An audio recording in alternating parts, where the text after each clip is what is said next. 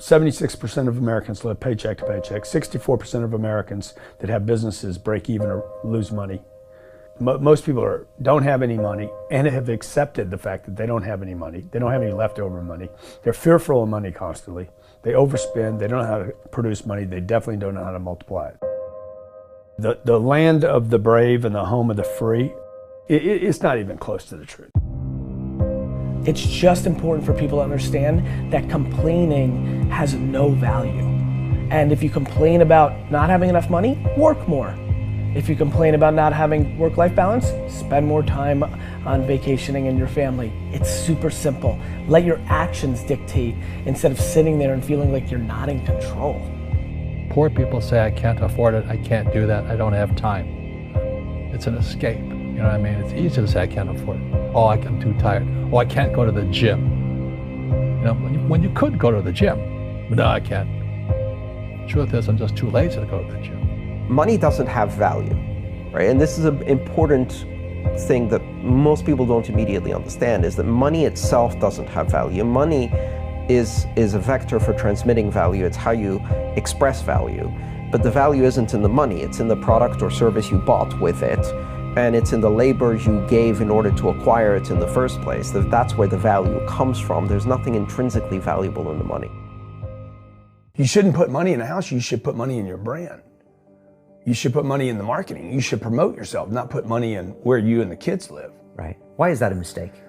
Because it's dead money. I mean, it can't, a house can't make you money. A house does not make you money.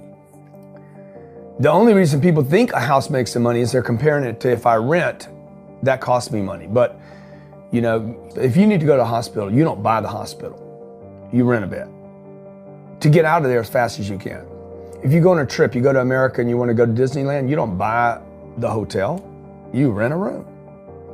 And nobody thinks poorly of that. They're like, yeah, I'm gonna go there, use the place and get out. That's what you should be doing with your living. Find a place where you can rent. Pay rent monthly. Don't own the house. And take all the money that you would have put in that house purchase, down payment, extra money, fixing it up, use all that money to improve your business and yourself so that you can get more money, right? So I see so many people here like, I'm gonna invest 300,000 pounds in a house to hopefully make $30,000, 30,000 pounds. Right. I'm gonna buy it for 300, maybe I'll sell it for 600,000. I'll double my money. Fixed in one place, by the way, where no money comes to you. Money does not go to homes. Right, and that's a big thing on your career is moving locations. Yeah, I've moved 5 or 6 times. I can move another 4 or 5 times. Because people who stay in the same place get too comfortable. If you study wealthy people, they're mercurial. They're moving, they're mobile. They're not talking, Warren Buffett and Bill Gates do not talk about the home they live in.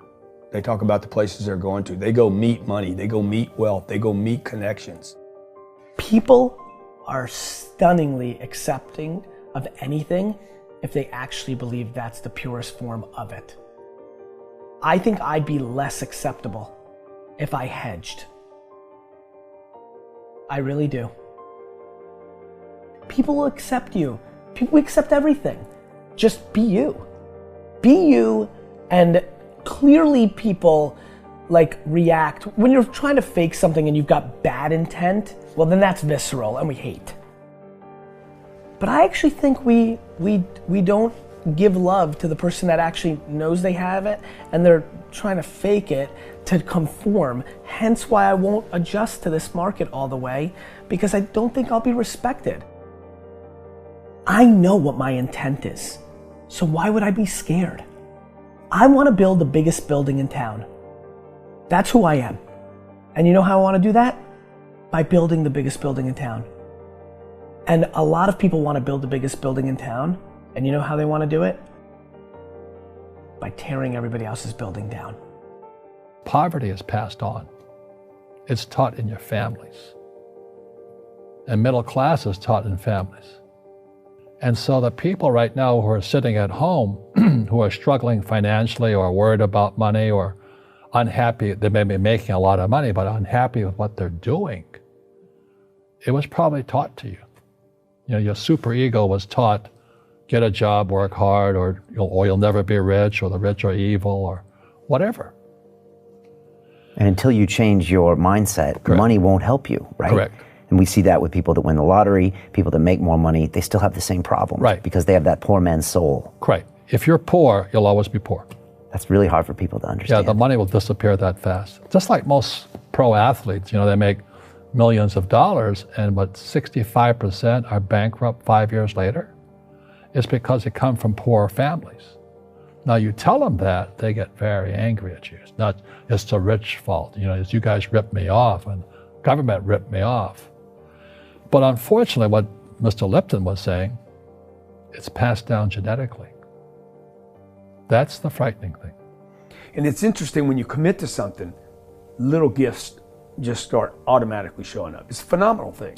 It's happened my whole career. When I fully commit, somebody will bring me something. Okay. And then keep your eyes open. And by the way, the package may come wrapped in a package you weren't thinking about. Hard work.